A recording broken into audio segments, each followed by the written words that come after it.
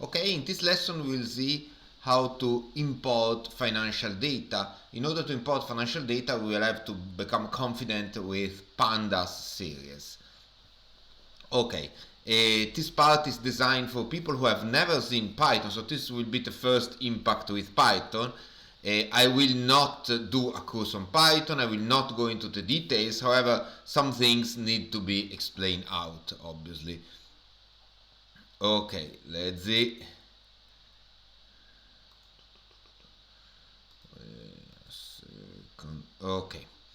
Okay.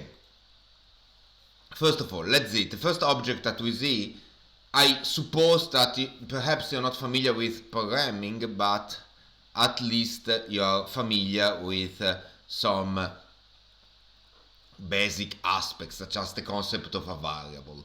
Okay, now here, with this instruction here, we define a new variable a.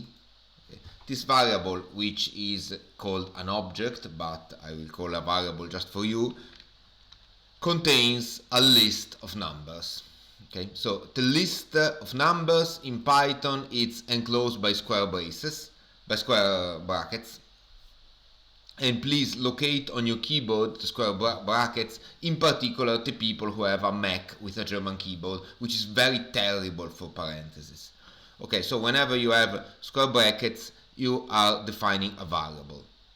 Okay, now I remove this one temporarily. I execute it. I remind you to execute either Ctrl Enter or Shift Enter. If you put Shift Enter, you will also automatically go to the next cell. So now I press Ctrl Enter. Okay, as you can see, nothing happens. The only thing that you see is a 1 here, which indicates that we have executed the first cell. Nothing happens, but inside the computer memory now, there is variable a with this list inside. How do we see it? Well, first of all, you can just print open round parenthesis a, close round parenthesis, Shift Enter, and you can see that inside a there is this thing here. If you instead, for example, print b, inside b there is nothing, so name b is not defined. Okay, in order to get to know exactly what is a, you can print type of a. And it tells you that it's a class. Well, don't worry, for you it's a variable, it's a list. Okay, not always things are list. For example, if you set b equal 7, okay, now print b will result in 7 obviously, but print type b will tell you probably that it's an int, an integer. If you put 7.5 float, which is a computer way to indicate a number with decimal digits. So don't take for granted that everything is a list. Why should we get to know what is the type of a variable? Because sometimes it's not clear whether it's a list, a series, or whatever. Okay, now we start with pandas. So what is pandas? Pandas has nothing to do with the animal. Okay, it means panel data, and it's a package, an extra package for Python. By default, Python does not have all the possible packages that exist. This is because Python is just a core programming language and wants to leave some space for the developers to develop their independent packages. So by default, Python has just the very, very basic things, such as the basic mathematical operations, or the list, the int, the float, nothing else. But in order to analyze data, we will need a tool which contains all the matrices, basically matrices in which we will store data, the data set. Object which, for example, in other programming language which you might be more familiar with, such as R, are called data set. So pandas contains these data structures. We have to explicitly tell Python that we are going to use pandas, so we have to explicitly write import pandas as pd. Okay, import pandas is the important part. As pd means because I am lazy, I don't want every time to type pandas, so I will type just pd. Okay. it does nothing. It just tells Python that from now on you will use pandas and you will call it PD every time. Okay, let's build our first series. S will be the series. PD stands for pandas, series. And now what do we put inside a series? For example, a list of numbers, 7, 8, 21, 0.5, minus 5, 6, 11, 6 again. Okay, and we give to this series a name. I give as a name column 01, you can give whatever you want. Okay, that's it. As usual, nothing happens. It took a while because I had to import. But if I type print type S, it will tell me now that S is a pandas core series. So it's a series belonging to pandas package. If I type print S instead, okay, it tells me the values of the series, the name of the series. Okay, what does the series contain? Float 64 means that decimal numbers, basically, with 64 digits of bits of precision. And this is an index, so this is the element 0, element 1, element 2, element 3. Beware that Python always, and I say always, starts counting from 0. It has this interesting feature. Okay. I could, instead of explicitly type the list, just use the previously typed list A. So here I could just simply A. And let's say it column, let's define it T. Okay. So now I have also T, which is column 02. I can print both if you want. Print S, comma T. You can put a comma in the print to print several things. And you print first the first one and then the second one. What happens if I type S without print? It prints it. So if you type a variable and do nothing, usually the variable gets printed. Usually, not always. Okay.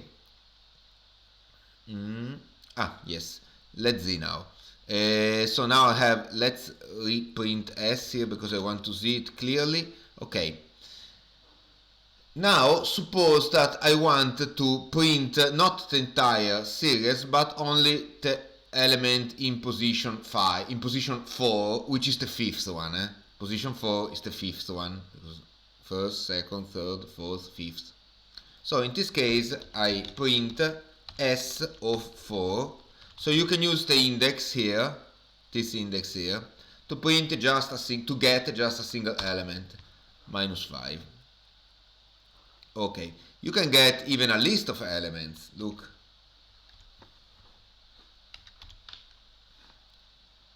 So from 4 to 7. Here I imagine you would expect that it will print minus 5, 6, 11 and 6. But you will have a surprise because it prints minus 5, 6, 11 and does not print 7. So beware that whenever you use things like this, in Python, by default, the last one is excluded. Okay. So we have already discovered two nasty features of Python. The fact that it starts counting from 0 and the fact that if you specify a range, like this one, the last one is excluded. Okay. What happens, okay, if you want to put the last one, you just can type 8. But what happens if I don't know how many elements the series has, or if I don't want to look at it? Suppose I don't want to look at the series, I just want to print everything starting from element in position 4 up to the end. That's it. So in this case, I just omit the last one and it will print automatically everything up to the end. Also the vice versa works, so if I omit the first one, it will print everything up to the fourth one, the element in position 4, excluded. Okay, so you can omit one of the two elements and you arrive up to the end or start from the beginning. Okay, you can use this thing here also. Now look, I need a new cell because I want to write something here. I make this blue, so usually it's green. I click here to make it blue and I press B, which means below, and I insert a cell below. So now suppose I want to modify this 4, perhaps because I committed a mistake, so I want it to be 55 instead of -5. How can I do it without rewriting the entire series? S of 4 equal 55. Now let me insert another B, print S, and now you can see it's 55. So you can use this thing here with a parenthesis not only to look at the values and use them, but also to modify them. We say to access the values. Okay, this for series. So whenever you have a long sequence of numbers, which could be the prices of something in time, for example, a long sequence of numbers, and that's it. But usually you have more than one long sequence of numbers. I imagine you have already taken a course in statistics, and you know better than me for sure, because I've never taken a course in statistics. Actually, one perhaps, on a voluntary basis. You know better than me, then usually your data set will contain several columns. Okay, so can we have a data structure which has several series of the same length? Well, sure, yes. It's the data frame. So this is the series, it contains only one series. Data frame contains several series. A data frame is a generic matrix whose columns are series and which can be filled in step by step. Okay, let's build it slowly. Our data. Let's call it our data. PD, pandas, data frame. This thing here just builds an empty data frame. That's it. Okay, you can see. Empty, it's written, empty data frame. Okay, nothing inside. Okay, now let's fill it step by step. You can fill it in a, you will see when we will download stock prices, we will fill it in a single step. But let's build it slowly step by step. So our data. The first column will be called first series. Okay, so I give it as a name. Each column can have a name. The first column will be called first series. And here inside I will have S. We insert, so the series that we have created here, inside the data frame as the first column. Let's print the data frame. Okay. For the moment, there is apparently no difference between a data frame and a series. Okay, because it contains only one series. Let's insert other series.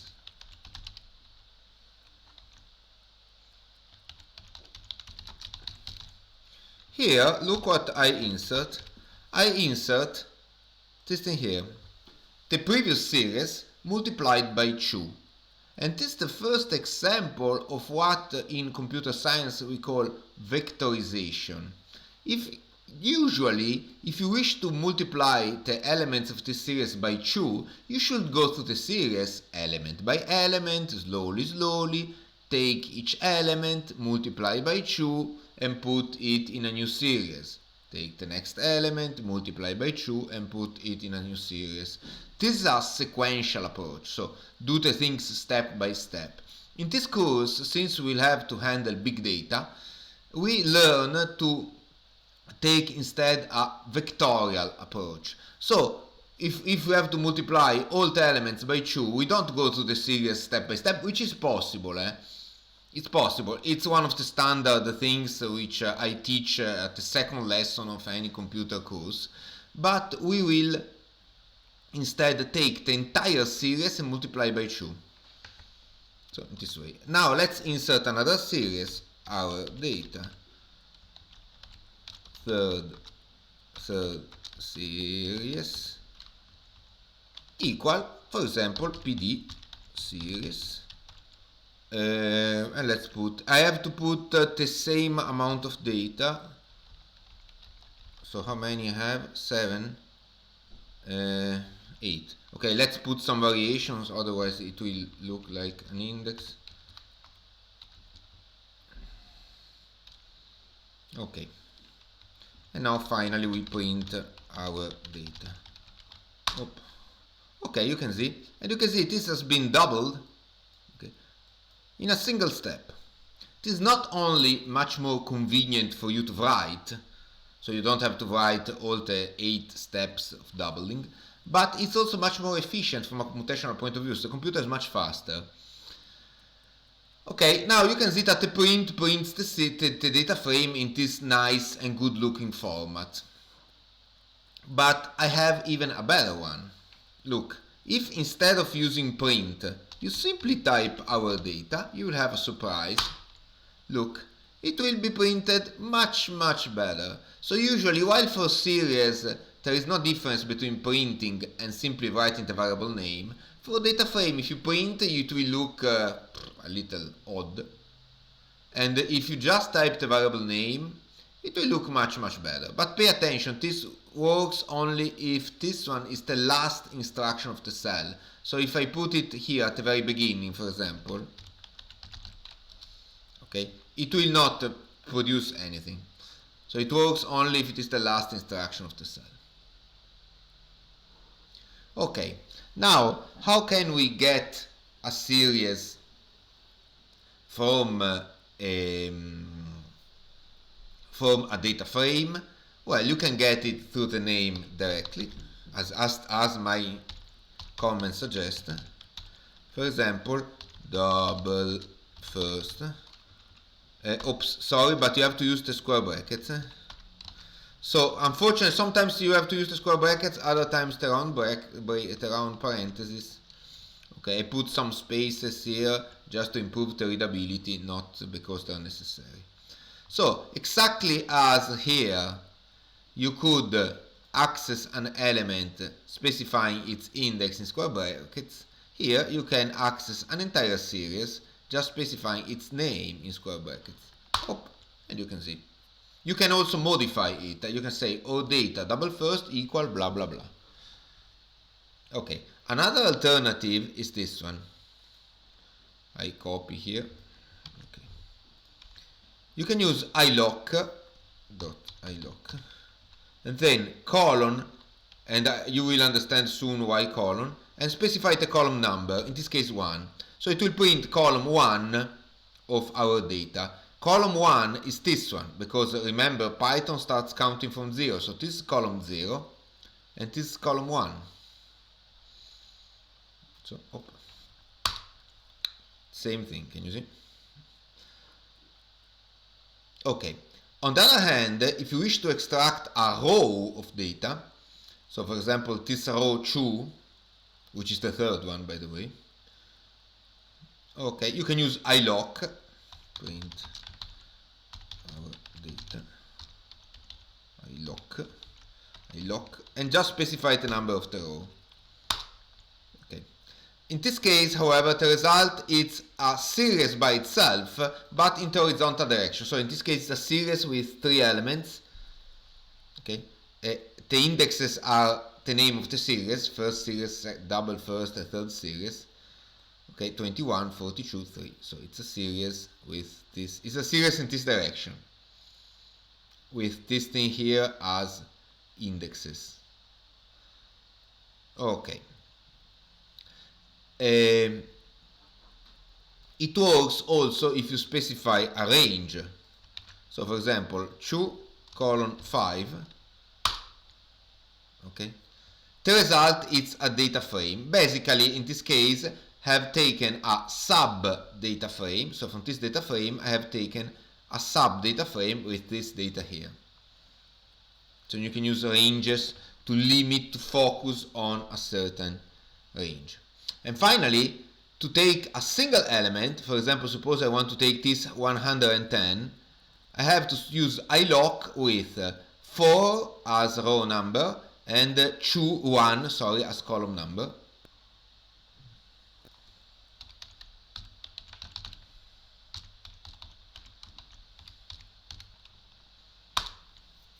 It's 5, 4, No, true. 1, not true. Okay. And now you understand why here you have to put the column. Because for iloc, the first thing that you pass is the row, and the second thing that you pass is the column. So if you wish only a column, you have to tell everything. The column means basically everything. So starting from the beginning and ending up to the end. Alternatively, you can write 0 up to 8. It's the same. But colon is enough. Okay. And now, finally, we will see how to get financial data from other sources. There are thousands of sources where you can get financial data from. In this course, we will use Yahoo. Yahoo data are not the most professional ones. Sometimes they may contain errors. However, first of all, they are free. They are always or almost always available, and they have a wonderful application program interface called API. API doesn't have anything to do with bees. Okay, it means application program interface. It's basically a computer software. Okay, in this case it's called Y-Finance, which lets you interact with something else, in this case Yahoo website. So we could download the stock market prices, going on the Yahoo website, doing copy and paste, which is something terrible, or we could download them using an API. Okay, how to do it? Okay, there are several ways to do it. The fastest way is the following. Go to Anaconda Environments. You have to install a package which is called Y-Finance. Unfortunately, this package, unlike Pandas, not only does not exist in Python, so you have to explicitly import it in this way. Where is it? Exactly in this way. Where is import? Pandas. Okay. But you have also to install it, because it does not even exist in Anaconda. So you have to go to Anaconda, Environments, Base Root, Open Terminal, and look at the old terminal interface. Pip install Y-Finance. Pip stands for Python installation package or Python installation program. Okay, install Y-Finance. I think it's self-explanatory. I have already installed it, so probably it will complain. Okay, can you see already satisfied? Blah blah blah blah blah blah blah. Okay, done. Okay, once it's installed, you can import. There is another way to install it from here, but it's much slower. Okay, once it's installed, we import Y-Finance as YF. It's not necessary to import it as YF, but I am lazy. I don't want to type every time Y-Finance. Okay, and we immediately download Apple stock market price. Y-Finance download. So Y-Finance, a package, it contains the function download, which, guess what does it do? It downloads stock market prices from Yahoo. So first thing you have to specify, it's the ticker. What is the ticker for Apple? Apple. Okay. Then you should, perhaps you don't need anything else, but we will always specify the starting time. Okay. You could specify also the ending time. If you don't, it will arrive up to yesterday or up to the last closing price that it have. Okay. Okay. It takes a while. Okay, done. Not so long. Let's see it. Automatically, it creates a data frame. You will see immediately. So just to check, let's print the type. You can see it's a pandas data frame. But let's look at it. Apple. Here it is. There are all the data, so these dots, because otherwise it will have to display, let's say, how many? 27 years of data. So all the Apple. Okay, so it has these dots because there are 6,834 rows. Okay, the open price, the high price, low price, close price, adjusted close, and volume. Now, do I have to tell you what's the meaning of these prices? Question mark. It's a rhetorical question, especially because I'm recording a video, so I don't expect anybody to answer. And I self-answer, yes, I have. Okay, so volume is how many stocks, how many shares are traded on that day, are exchanged. Okay. Open price, it's the starting price of the morning. It's usually determined through an auction of all the buy and sell offers which have arrived during the night. So during the night, buy and sell offers arrive, they are not executed, they are collected together, and there is a sort of algorithm which tries to maximize the amount of trades. Okay, so however, it's the beginning price of the day. High and low are self-explanatory, the top price and the lowest price of the day. And close price sometimes is the last trade that it's made. Sometimes better, it's the average of the last 15 minutes of trades. So the average of the... Usually in finance, the closing price is taken as the official price for the day. Okay. Adjusted close.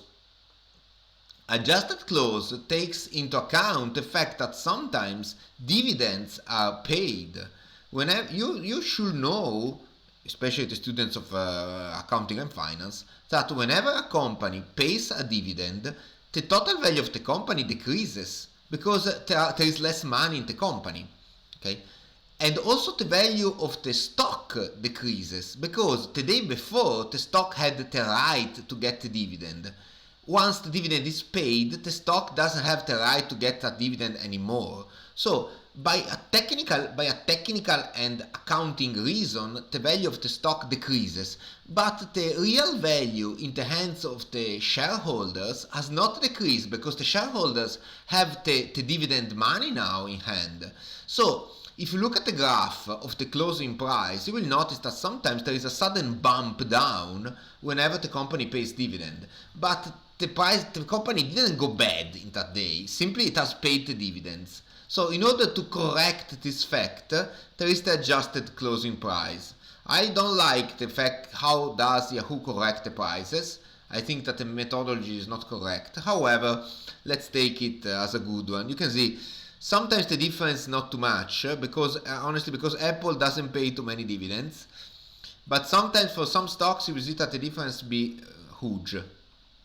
There is another reason why the adjusted closing price can be different with respect to close price is whenever a company does a stock split or a stock merge. It happens that sometimes the price is too high. For example, if the price of a share, Tesla for example, the price becomes $1,000.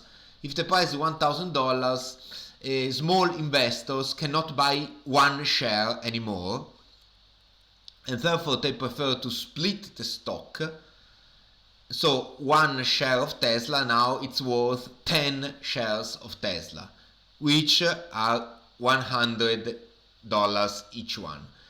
This means, however, that the price drops from 1,000 to 100 suddenly. Okay, this is obviously something correct, but absurd from a financial point of view, and so the adjusted closing price takes this into account and recalculates also all the previous prices, etc, etc, etc. So usually we work always with the adjusted closing price. Okay, after this excursus on what is the difference between the closing price and the adjusted closing price, let's see some tools to look at this data. Apple Head is the first tool. It shows you the first five rows, so the oldest one. You can specify to show more. Okay. Same command, tail. No, what happens? Everything crashed. Is still recording? Yes. The tail. It shows you the last 10 prices. Everything was working. Okay, so head and tail, pretty useful to take a look at the data. Always take a look at the data because you never know what happens. Another useful thing is info. Okay. Info gives you information over the data frame, so tells you that there are 6,834 entries from this date to this date. Okay, there are 6 columns. The columns are this one. They contain how many non-null, so how many valid numbers. Sometimes they contain non-valid numbers. And this is your data frame is currently using 373 kilobytes. Well, I will not qualify it as big data. Okay, but this is some. If you see that it starts to be 20 megabytes, perhaps it's a good idea to think at what you're doing. Okay, you can use the usual things such as apple dot, for example, close. This extracts a series with all the closing price, etc., etc. All the things that we have seen before for data frame apply also here. Okay, there is, however, a new one. Because you probably noticed that now the index, it's not 0, 1, 2, 3, 4, 5, but it's a date. So we have a new thing which we can do, which is called, before it was called ilock, but now it's called lock. 2022 0104. Okay, here I am extracting a single row. But this time I don't specify the index, I specify I don't specify the numeric index, so ilock. I specify the date index. Pay attention because it must go between quotation. You may also use a range. For example, I want the entire January.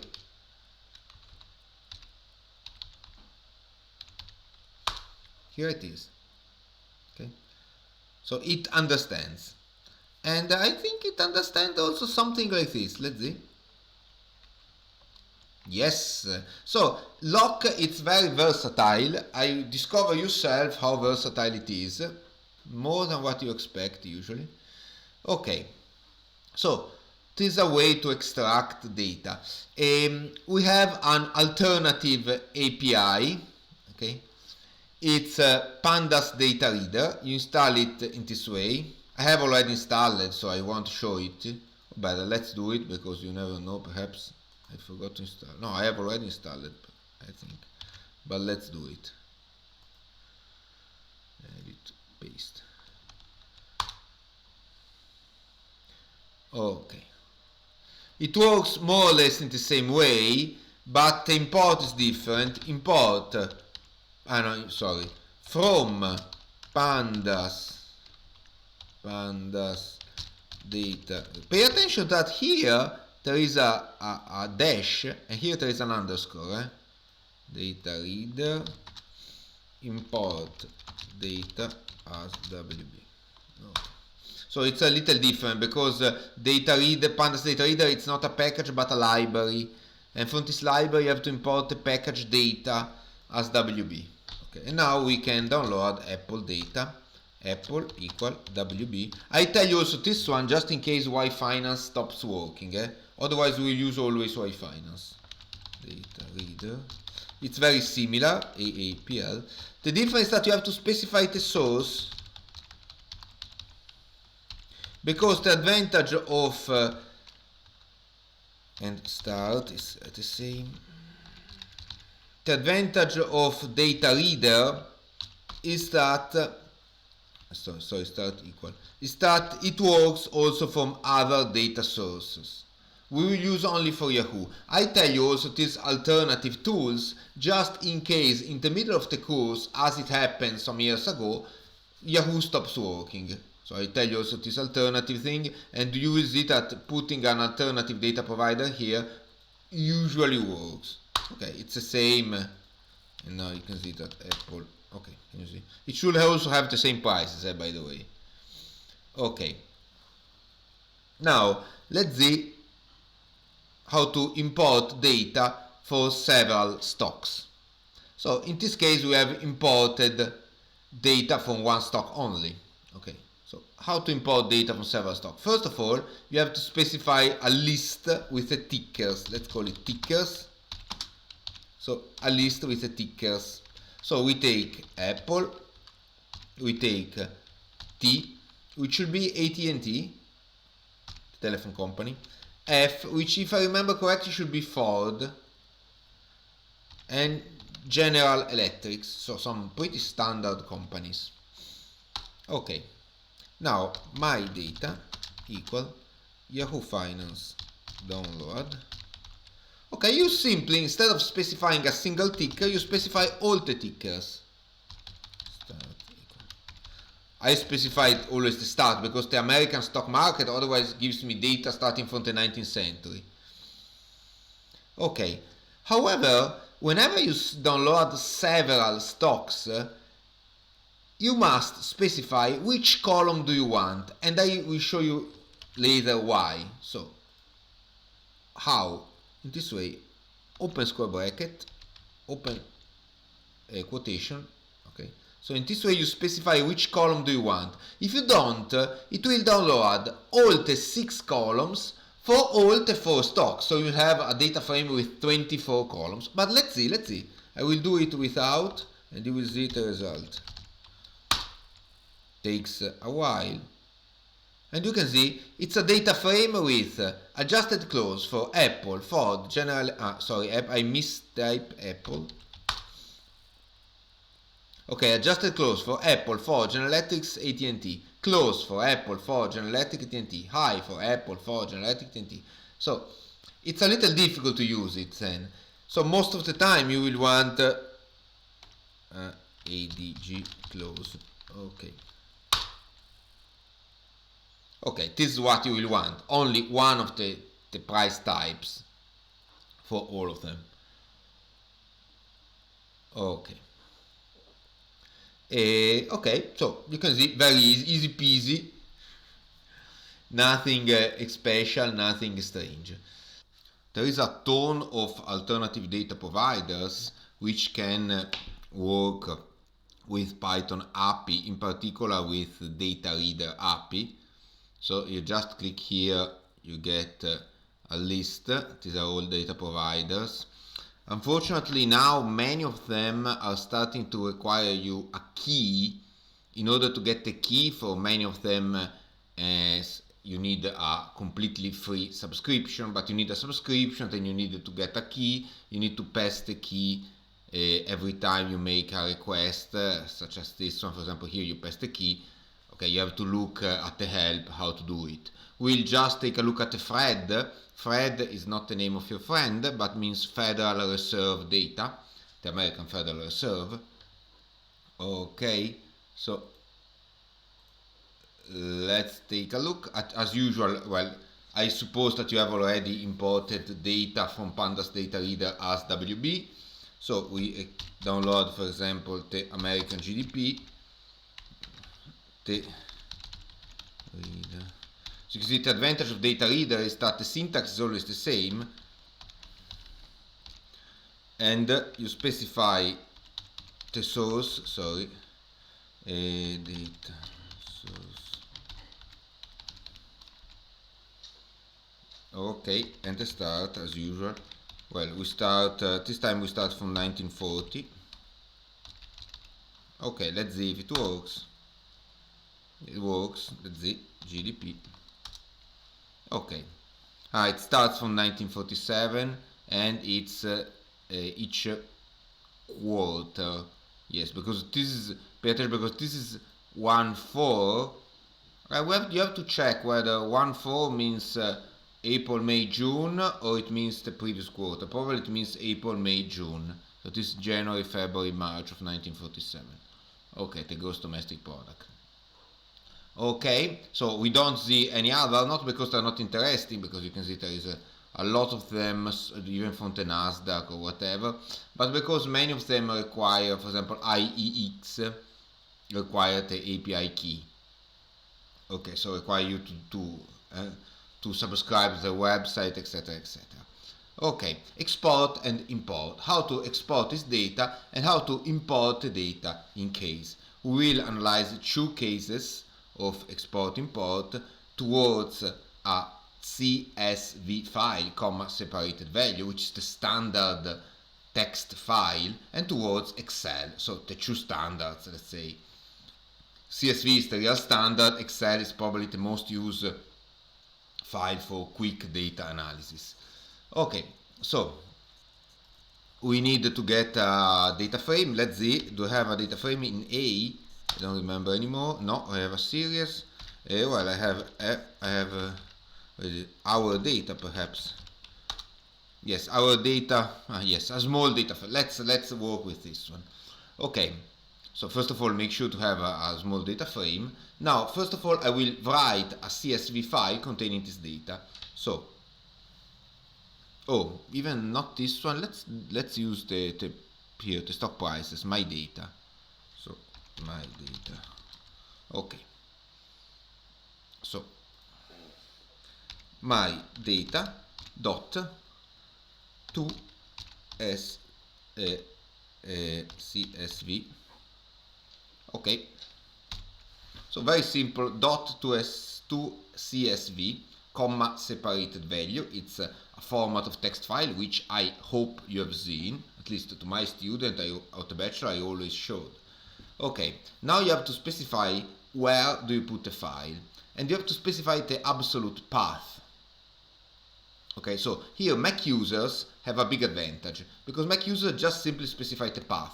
If you don't know what is a path, that's why at the beginning of the course I told you, please, you must have basic computer knowledge. So Mac users just simply write the path, which should be something like this: users / Paolo / desktop / mydata.csv. For example, here it will be saved on mydata.csv on your desktop.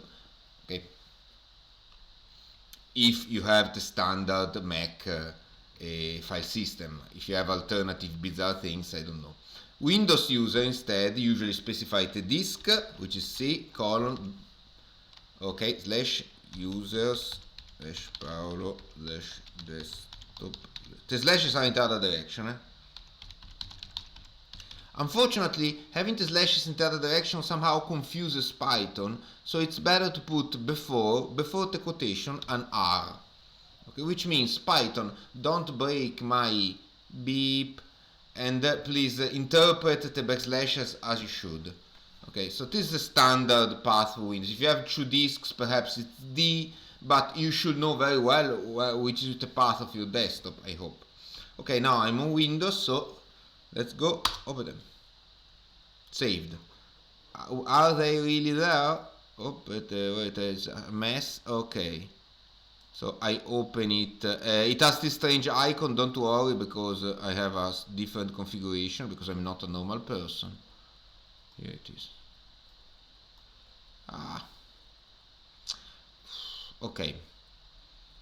Okay, as you can see, it's the headers. Okay, the comma. It's a comma separated value. You can, if you want a different separator, you can specify it. Usually the comma or the semicolon or the tab.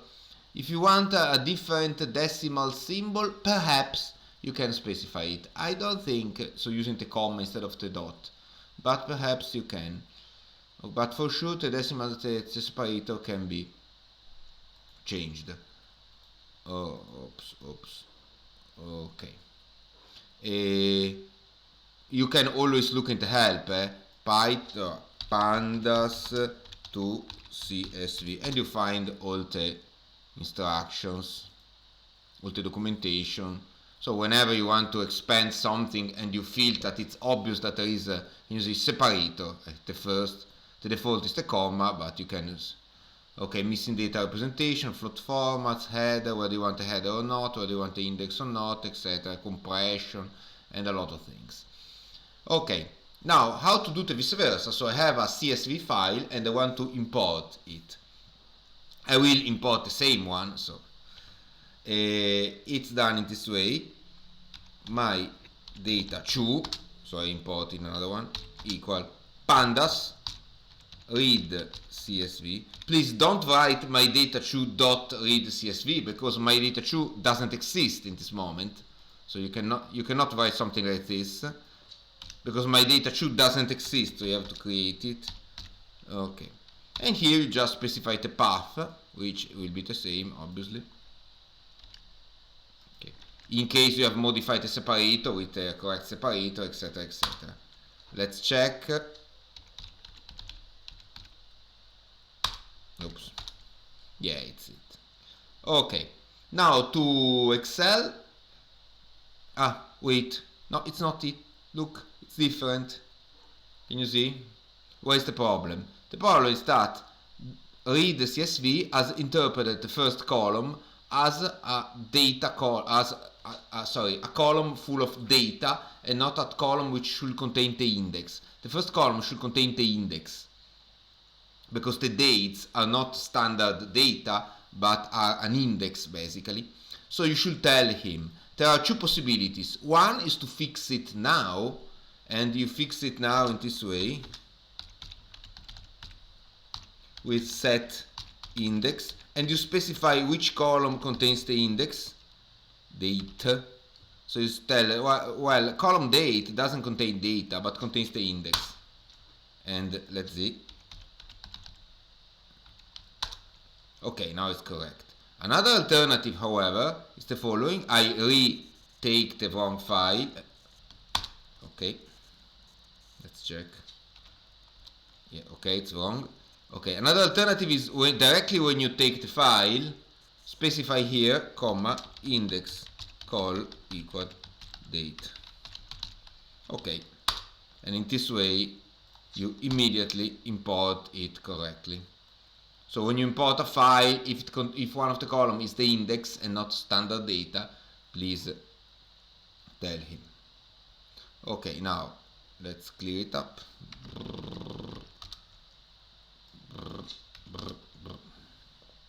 Okay, how to do the same but with Excel? So I have my data to Excel, easy peasy.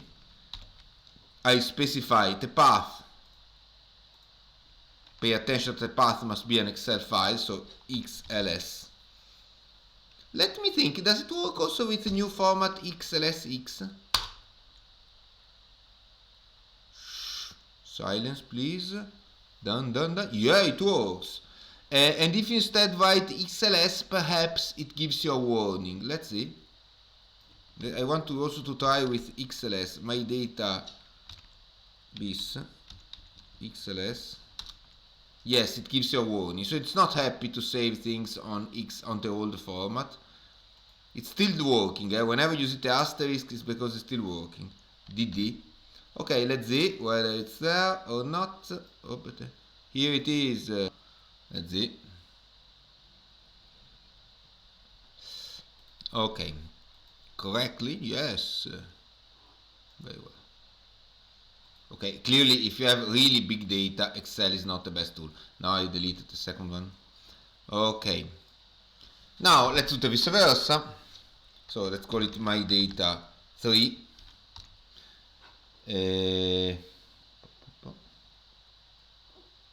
Sorry, equal pd dot read Excel open. No.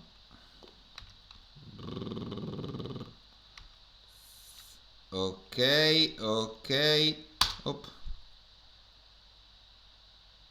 From Excel it's slower. Let's see if it has been read correctly.